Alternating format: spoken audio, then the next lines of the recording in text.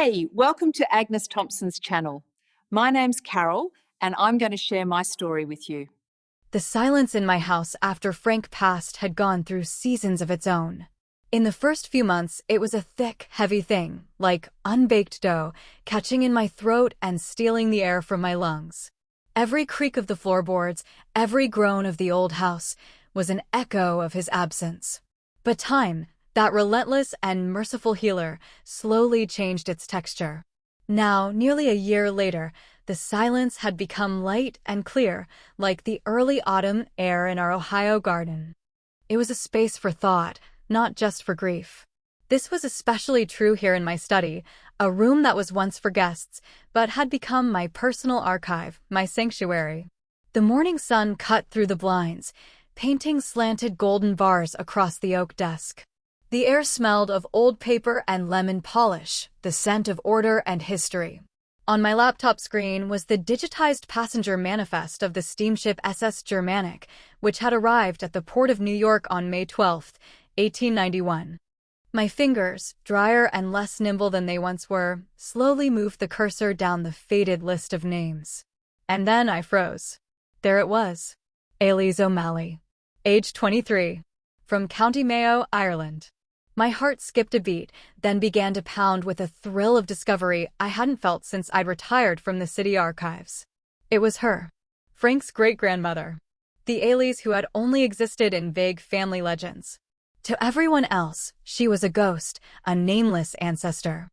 And now, thanks to digitized records and hours of patient searching, she had a name again, an age, a point of entry into this country. I had connected another thread in the vast tapestry of our family story. There was something deeply satisfying, almost sacred, in the act, returning names to the forgotten, giving voice to those who had long been silent. This was my passion, finding the order, the facts, the truth hidden beneath the layers of time. My thoughts were interrupted by the phone ringing. My daughter Jessica's smiling face lit up the screen. I answered immediately. "Hi, sweetheart." "Hi, Mom. Am I interrupting?" "I hope you're not buried under your dusty old records." Her voice, as always, was full of energy, even through the speaker. "You're never an interruption." "And they're not dusty. They're historical," I corrected gently, a smile on my face. "I actually just had a breakthrough. I found your dad's Irish great-grandmother." "No way. That's so cool. You'll have to tell me all about it at brunch on Sunday." "Listen, Mom, I have a quick work question. I need your sage advice. You remember that house in Shaker Heights I'm trying to sell? The one with the enormous old fireplace." "Of course, I do. The one that looks like a set from a Sherlock Holmes movie." "That's the one." Anyway, the buyers, a young couple, both in tech, they love the house, but they're trying to lowball me because the inspector flagged the chimney, said it needs a cleaning and some minor repairs. They're claiming it's a huge expense.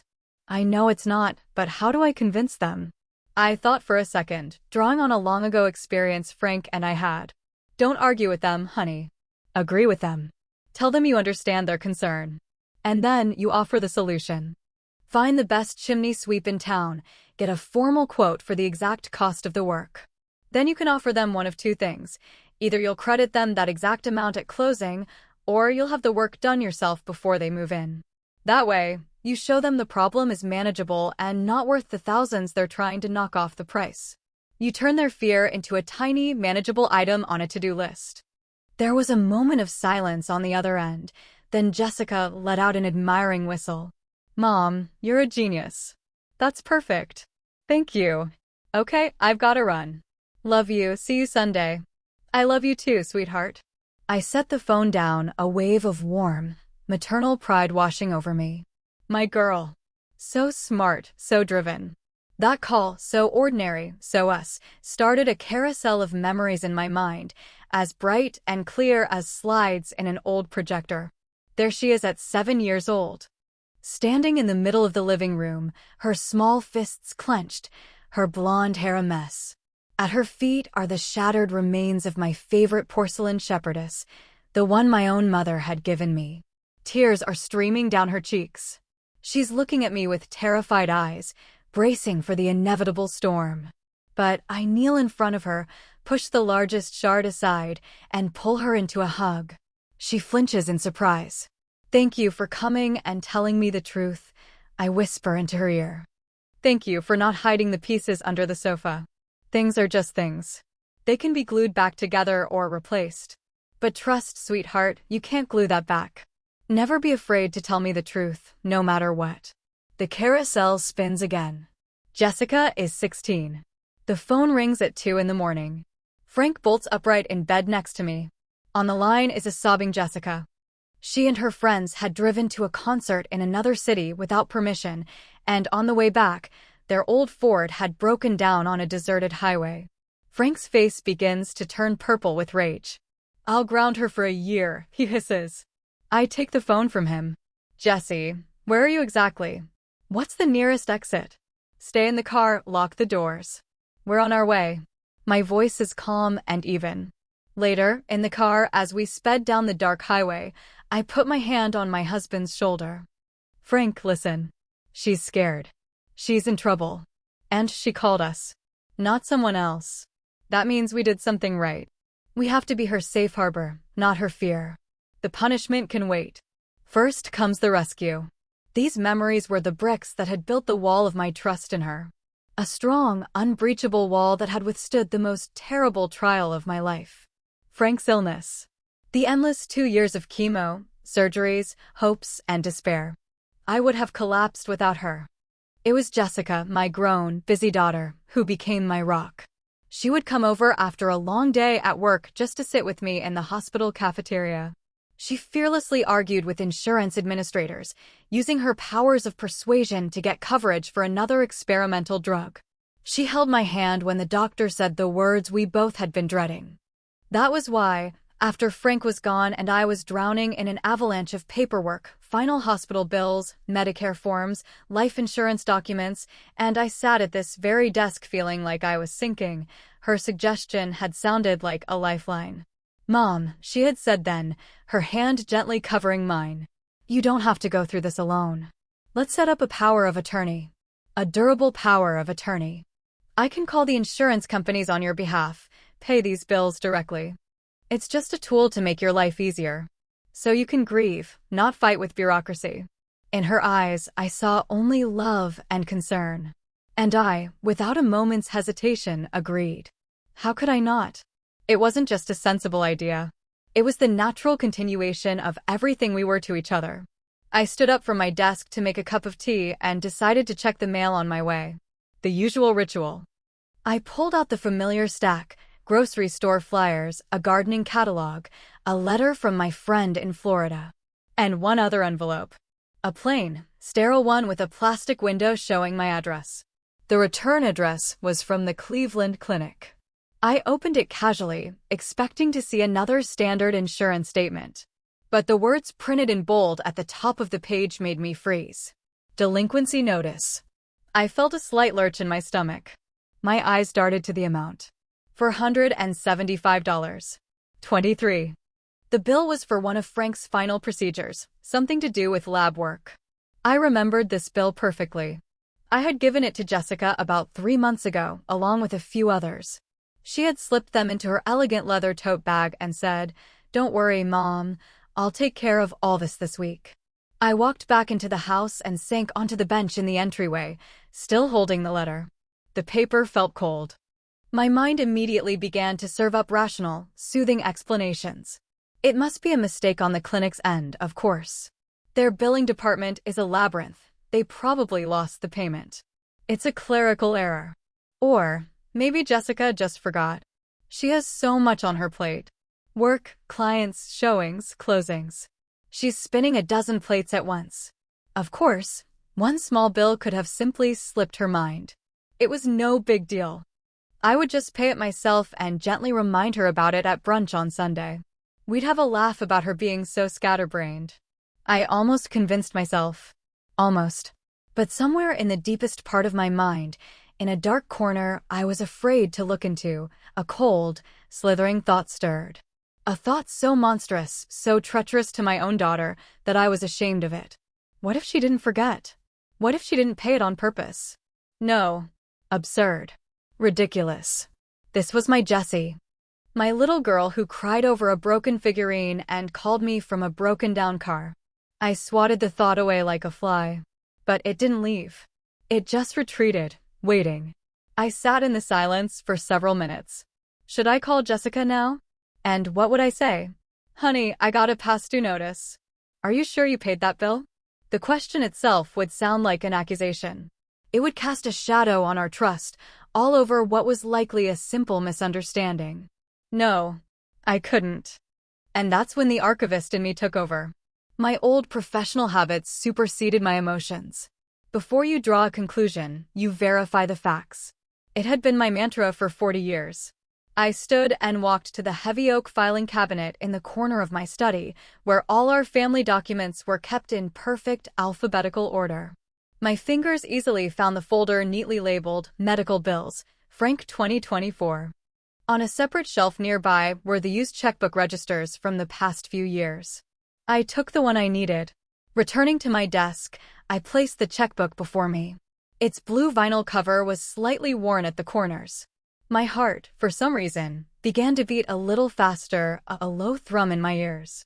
I opened it to the page for April, the month I had given her the bill. My own neat, slightly slanted handwriting filled the lines. April 12th, Dominion Energy, $152.40. April 15th, groceries, $210.65. April 20th, homeowners insurance, $450.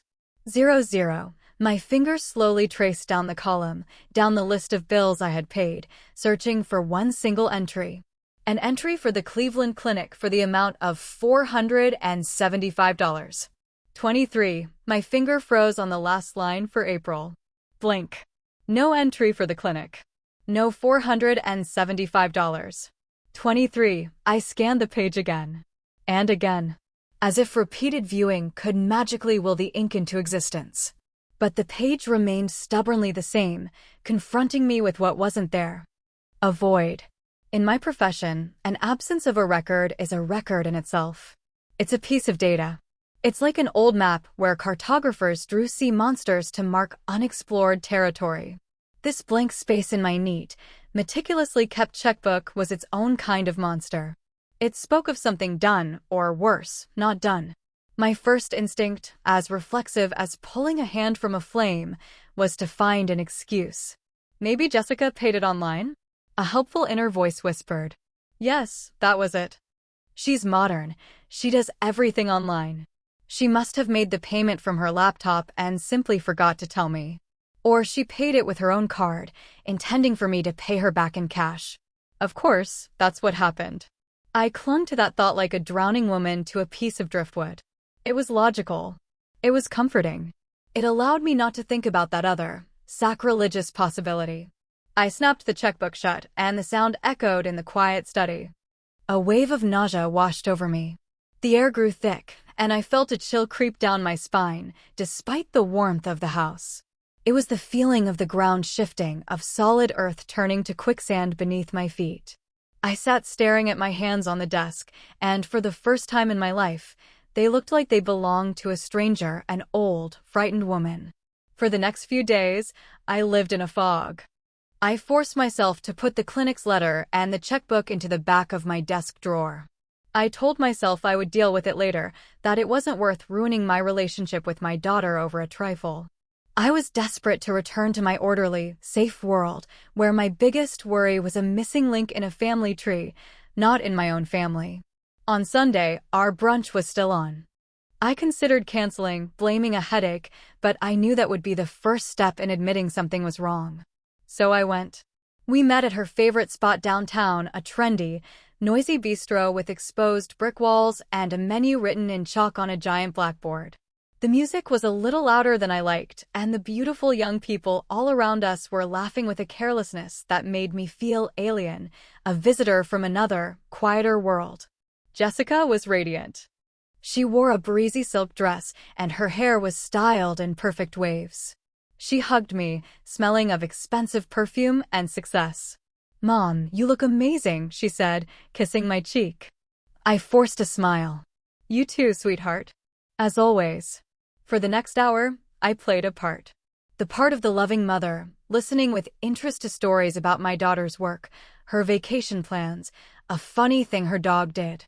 She showed me pictures on her phone. Here she was with friends at a recent wine tasting. Here was her new designer lamp in her living room. She laughed, and her laugh, which I had loved my entire life, now struck a false note in my ears. I sat across from her, feeling like a spy. I studied her face, her gestures, her eyes, searching for any crack in the flawless facade. I was looking for a shadow of doubt, a pang of guilt. But there was nothing. There was only my Jessie, confident, beautiful, loving. Several times I opened my mouth to ask. The words were right on the tip of my tongue. By the way, honey, I got a letter. But each time, I cowardly retreated. What if I was wrong? What if she gave me a simple, logical explanation and I, with my suspicion, dealt her a mortal offense? I would destroy the very trust one had taught her to value her whole life. And so I stayed silent. The effort of lying, of smiling when my insides were clenched with fear, was physically exhausting. When I finally got back to my car after brunch, I felt as if I'd spent the morning unloading coal. I knew I couldn't go on like this. Living in this uncertainty was unbearable. That brunch was my point of no return. The contrast between my daughter's gleaming image and the worm of doubt gnawing at me was too great. When I got home, I walked past the kitchen, past the cozy living room, and straight into my study. I closed the door behind me. The time for excuses and hopes was over. It was time for facts. I sat down and powered on my laptop. If Jessica had paid online, there would be a trace, a digital footprint. And as an archivist, I knew how to find it. I went to our bank's website, Huntington Bank, and entered my login credentials. I didn't just scan the recent transactions. I found the Documents and Statements section and began to methodically download the CSV files. For every single month. Starting from the day the power of attorney was signed. 10 months of data. 10 files that I opened one by one in Excel. Then I created a master file, a consolidated ledger. It was painstaking, mechanical work, and in its mechanics, I found a strange calm. I copied and pasted rows of data, creating a single, complete record of my financial life for the past year. And then the real work of the archivist began: cataloging. I created several categories: utilities, groceries, insurance, taxes, medical, hospital, medical, pharmacy. I tagged every transaction with the appropriate category. My budget had always been predictable and simple, so the work went quickly. But as I moved down the spreadsheet, I began to find more and more lines that didn't fit into any category. ATM withdrawal, 7-Eleven, $120. 00, I never get cash from a 7-Eleven. ATM withdrawal, Chase Bank, $80. 00, I bank with Huntington. ATM withdrawal, KeyBank, $150. 00, I created a new, final category and named it unaccounted. And with each passing month, that column grew. At first, it was 1 or 2 transactions a month. Then 3, 4. I looked at the dates. They often fell at the end of the week, Thursday, Friday. My hands grew cold. I opened Google Maps. And I began to type in the addresses of the ATMs listed on the bank statements. One by one, red pins began to appear on the map of Cleveland. And they weren't scattered randomly. No, they formed a clear, recognizable pattern. One cluster was around the office building that housed Jessica's real estate agency. Another was near the upscale fitness club where she had a membership. A third was in the area of Crocker Park, the open-air mall with expensive boutiques and restaurants. I leaned back in my chair, staring at the map on the screen. It was a map of my daughter's life. Her daily expenses. Paid for with my money. The money Frank and I had saved our entire lives. The data was cold, impersonal, and absolutely damning. For a few hours, I just sat there, numb, staring at the screen. The shock gave way to a dull, throbbing ache, and then to a cold, quiet anger. How could she? So methodically, so regularly. This wasn't an impulsive act. This was a system. I forced myself back to work. If this was there, what else might I find? I had to check everything. I opened my physical archive, the folder labeled Property Taxes. Every quarter, I had to pay taxes on our home. It was a significant amount, around $2,000. I remembered how last quarter, Jessica had offered to help. Mom, you don't need to drive down to the county office and stand in line. I can pay it online in 5 minutes. Let me handle it. She had even shown me the confirmation on her phone. I had been so grateful. With trembling hands, I typed Cuyahoga County property tax into the search bar and went to the official website. I entered my parcel number and the system pulled up my home's information. I found the payment history tab. My heart leaped. Next to the most recent quarter was a green checkmark and the word paid. For a second, relief flooded me. See? The inner voice said. You're going crazy. You're being paranoid. Everything is fine. I was about to close the page, but some professional stubbornness, made me stay. I saw a small link, View Details. And I clicked it. A new page opened with the detailed transaction information. And I saw it. The payment date. It had been made. But it was 3 weeks past the due date. And next to it was another line item that made the blood drain from my face. Late payment penalty. $188.50. It all clicked into place. She hadn't paid it on time. She had used that $2,000 for something else for 3 weeks. And she only paid it after the county likely sent the first delinquency notice. Then, as if nothing had happened, she had shown me the confirmation screen on her phone, lying to my face. This lie was so much worse than the cash withdrawals. This wasn't just a theft. It was a calculated, cold-blooded performance. She hadn't just taken the money.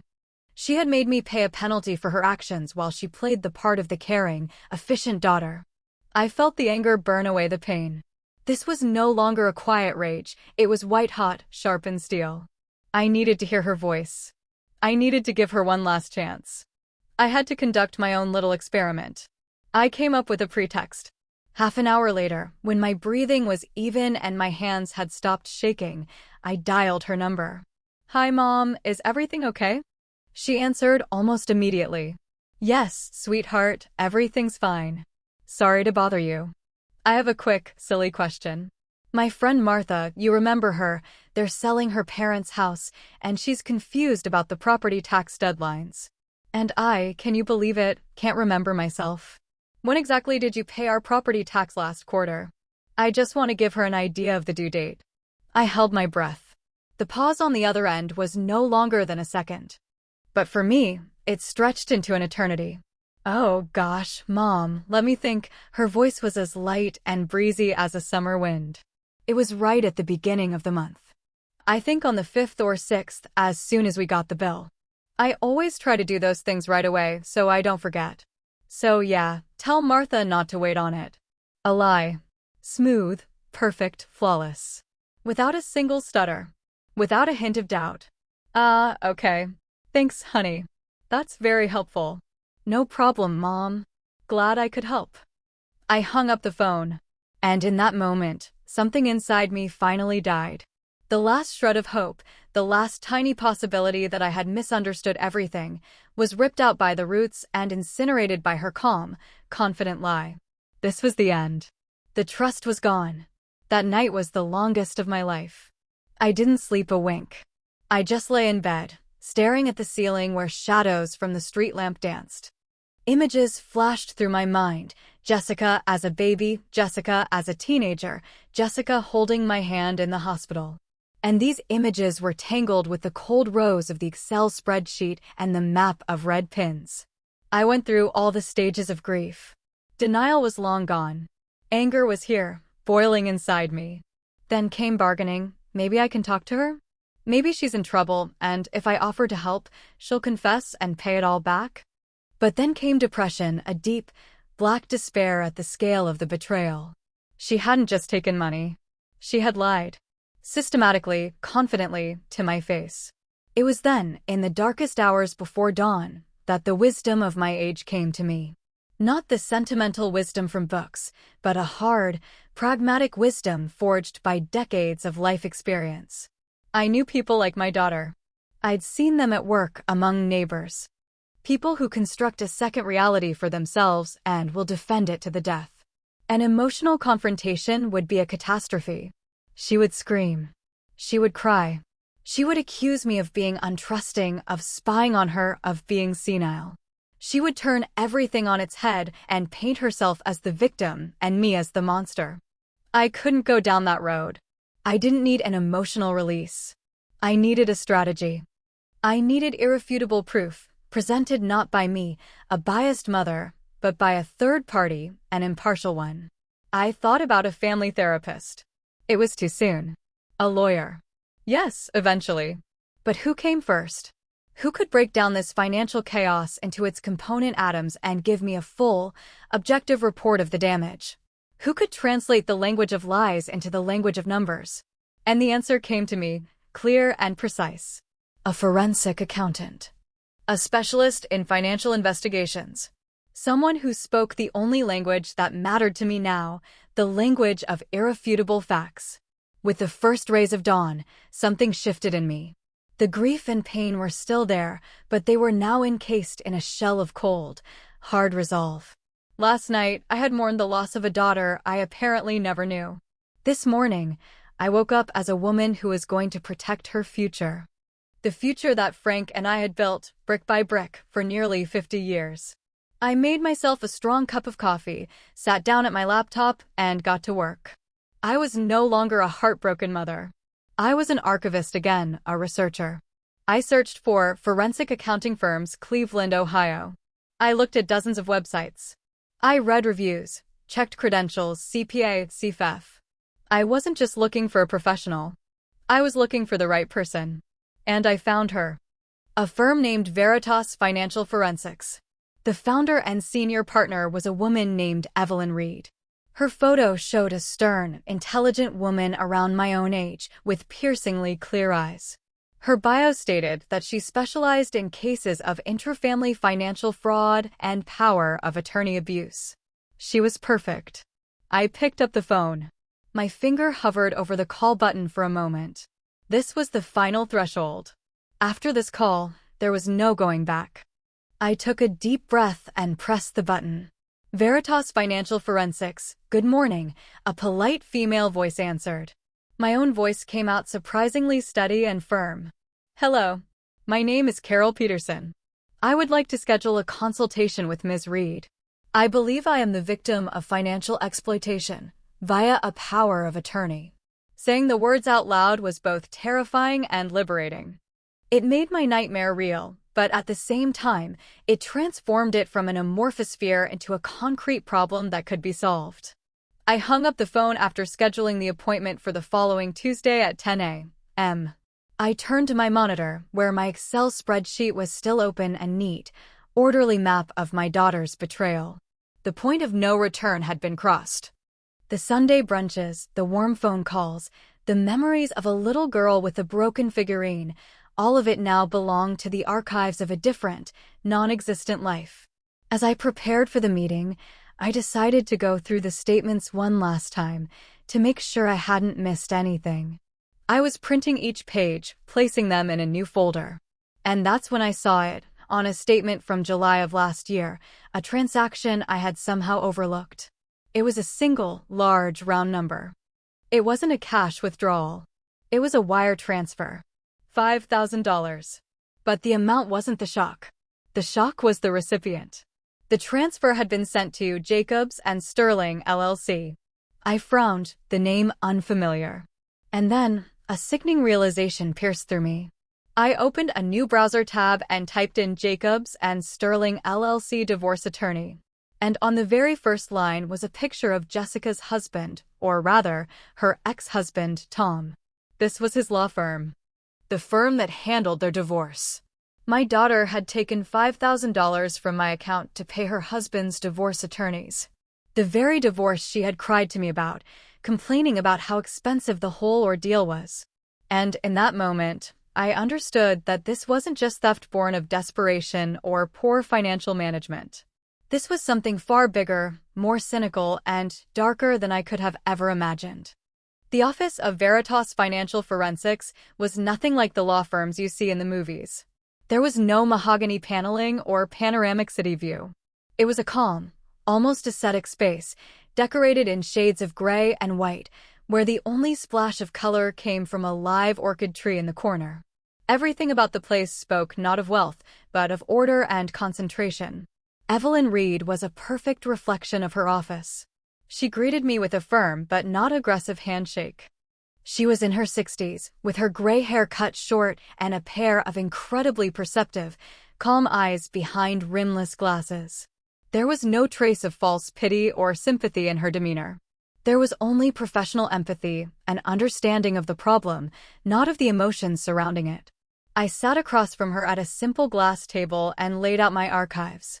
The printed Excel spreadsheets, the bank statements with my handwritten notes, the delinquency notices. I spoke for a long time, trying to stick to the facts, just as my profession had taught me. My voice didn't waver. I was an archivist presenting a report. I told her about the power of attorney, the brunches, the cash withdrawals, the property tax penalty, and finally, the last, most terrible discovery, the $5,000 transfer to my son-in-law's attorneys. Evelyn listened in silence, never interrupting, only occasionally making a note in her legal pad. When I finished, she looked at the papers spread out before me for several seconds. "Mrs. Peterson," she finally said, her voice as calm and orderly as her office. "First of all, I want to say that you have done absolutely everything right. You did not give in to emotion. You did not cause a scene. You gathered data. In situations like this, emotions are their weapon. They use them to confuse you, to make you doubt yourself. Data is your weapon. Thank you for bringing me yours." Her words were like a balm. She didn't call me a poor, deceived old woman. She addressed me like a fellow researcher. She validated my instincts. "What your daughter has done," she continued, "has a legal name. It isn't borrowing. It isn't helping. It is elder financial exploitation and fraudulent use of a power of attorney. Our job now is to translate your findings into a language the court will understand. I will prepare a full, legally binding audit report. We will trace every single cent." Evelyn explained that she was an accountant, not a lawyer. For the next step, we needed a litigator who specialized in elder financial abuse cases. She recommended an attorney named David Chin. "We've worked together before," she said. "He's not sentimental, but he's a bulldog when it comes to protecting his clients' assets." The next day, the three of us, me, Evelyn, and David, had a conference call. David Chin was an energetic man in his 50s with a clear, direct gaze. He quickly grasped the situation after reviewing the brief Evelyn had sent him. "The plan of action is simple and clear," he said without preamble. 3 steps. 1. Evelyn finishes her report. That is our primary leverage. 2. I am right now drafting and filing the paperwork to immediately revoke the current power of attorney. As of this moment, your daughter will no longer have any access to your accounts. 3. Once the report is ready, we will not call her or email her. I will send her a formal, certified letter demanding her presence at my office to discuss matters pertaining to the management of your assets. Nothing more. Let her wonder. The confrontation must happen on our turf and by our rules." I agreed. There was a cold, calming logic in his words. This was no longer my private family drama. It was a legal procedure. The next 2 weeks were the strangest of my life. I was living in a vacuum. David notified me that the POA had been revoked. I was safe, but I felt like I was on a desert island. My phone was blowing up with texts and calls from Jessica. "Mom, I can't pay the electric bill from your account. The card was declined. Did something happen? Mom, why aren't you answering? Is everything okay? Mom, I'm worried. Please call me." I read the messages and my heart ached. Part of me wanted to answer, to scream, to unleash everything. But I remained silent. On David's advice, I blocked her number. The silence was my new shield. Every unanswered call was a small act of reclaiming control over my life. Then David called and said, "The letter has been delivered." She signed for it. "The meeting is set for next Thursday at 3 p.m. My breath caught in my throat. There was no going back.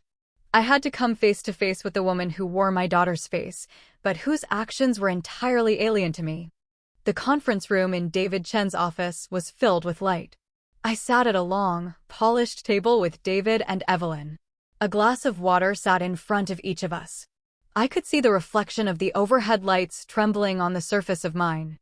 At precisely 3 o'clock, the door opened and Jessica walked in. She looked worried and angry. When she saw me, she rushed forward. "Mom, thank God, you're here. What is going on? Why haven't you been answering? These people sent me some terrifying letter. I thought something happened to you." She tried to hug me, but I flinched and instinctively drew back. Her arms dropped to her sides. She froze and her expression changed. The alarm gave way to a wary defensiveness. "Please have a seat, Miss Peterson," David said in a level voice, gesturing to the chair across from us. Jessica slowly sat down, her eyes starting between me, David, and Evelyn. First, David began, "I must inform you that as of 2 weeks ago, the durable power of attorney granted to you by your mother has been formally revoked." Jessica's eyes widened. "What? Why? Mom, what is this all about?" I remained silent. This was David's show. Then Evelyn Reed, who had been sitting perfectly still, smoothly slid a thick, spiral-bound volume across the table toward Jessica. On the cover were the words, "Forensic Analysis of the Accounts of Carol Peterson. Confidential. Your mother retained my services to conduct an audit of her finances for the last 10 months, Evelyn said calmly. "I'd like to walk you through the findings." What happened next was like a slow, methodical execution. Evelyn, like a dispassionate surgeon, dissected my daughter's lies, layer by layer. She opened to the first page, a consolidated table of all the ATM withdrawals, with dates, amounts, and addresses. Next to it was the map of Cleveland with the red pins. "This can't be," Jessica whispered. I took out a little cash for Mom's small expenses." "Next page, please," Evelyn said. "Here we have the analysis of the delinquent property tax payment. Here is a copy of the bill, here is the date of payment, and here is the penalty your mother was forced to pay due to the delay." The color drained from Jessica's face. She was as white as a sheet. That was a system error. I paid it on time." And finally, Evelyn turned one more page. "Here is a copy of the wire transfer for $5,000 to the law firm of Jacobs and Sterling, which we understand handled your husband's divorce proceedings." Jessica stared at the document, and in that moment, she broke. Her shoulders slumped, her defiance vanished, leaving only a pathetic, cornered woman. It was alone. She cried, her voice cracking with tears. "I was going to pay it all back. I was having a hard time." "Your mother is not your personal lending institution," David cut in coldly. He took the lead. "We have every reason to pursue criminal charges for fraud and elder financial abuse. For a licensed real estate agent such as yourself, the consequences would be catastrophic." He paused, letting the words sink in. "However," he continued, "your mother does not wish to send you to prison. She wants justice. And restitution." He slid a final piece of paper toward her. This was it, the bill. It was a full accounting of all misappropriated funds. Added to it were all the penalties. And the fees for Evelyn's and David's services. The total was staggering. "We are offering you a settlement," David said. "You will sign a legally binding repayment agreement. We will establish a payment schedule. Your home will serve as collateral. If you miss a single payment, we will immediately file a lawsuit." Jessica stared at the paper, tears streaming down her face. Tears not of remorse, but of defeat. With a trembling hand, she took the pen and signed. She left the office without another word, without a single glance in my direction. David and Evelyn were shaking my hand, saying something about the right decision, a successful outcome. I nodded, thanked them, but I couldn't hear their words. Inside me was a vast, echoing emptiness. I had won. I had regained control.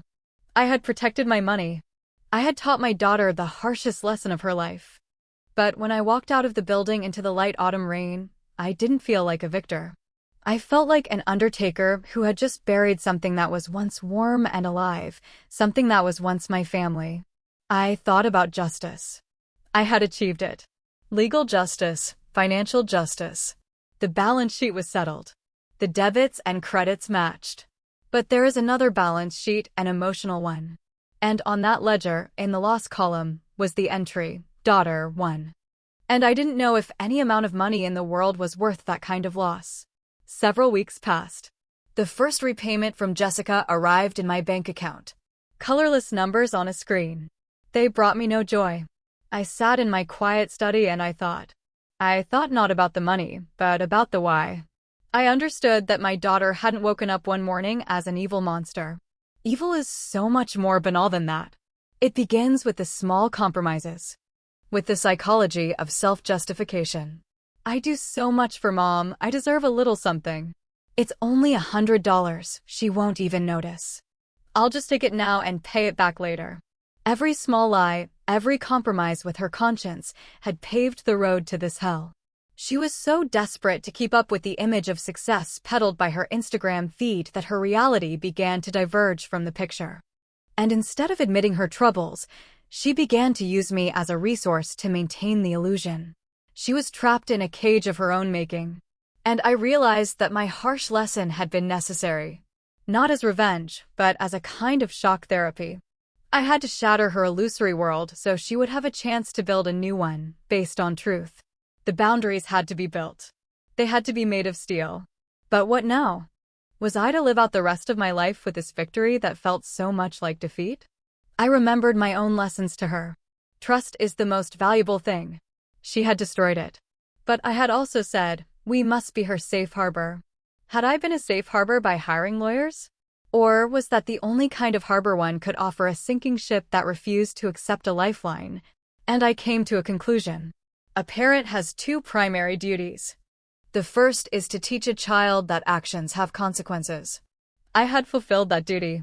Cruelly, but I had fulfilled it. But perhaps there is a second duty, a harder one. To show them that love can survive the consequences. That forgiveness isn't excusing the act, but choosing to let go of the pain for the sake of a future. One day, I was sorting through an old box of keepsakes and came across it. The old, broken porcelain shepherdess that Jessica had shattered as a child. I had glued it back together all those years ago. If you didn't look too closely, it appeared whole. But up close, you could see the fine, web-like cracks. It would never be perfect again. But it was still here. It was whole. The following Saturday, my doorbell rang. I wasn't expecting anyone. I looked through the peephole and saw Jessica on the porch. She looked terrible. She had lost weight, her eyes were red-rimmed, and she wore no makeup. The polished, confident woman was gone. In her hands, she wasn't holding a designer handbag, but a small, simple bouquet of daisies. I slowly opened the door. We stood in silence, just looking at each other. I know you probably never want to see me again, she finally managed, her voice choking. And I don't blame you. But the second payment went through. And I just wanted to. I had to say it to your face. I'm sorry, Mom. I am so sorry. Her shoulders began to shake with silent sobs. I looked at her. Not at the thief. Not at the liar. But at my daughter. At the broken, miserable woman standing on my porch. I looked at her for a long time. And then, without saying a word, I simply stepped aside, pulling the door open a little wider. I didn't know what would happen next. If we could ever glue back what had been shattered. If our relationship would forever be covered in that network of fine, web-like cracks. But I knew one thing in that moment. The lesson was over. The restitution had begun. And the path to healing, however long and difficult, cannot begin in front of a closed door.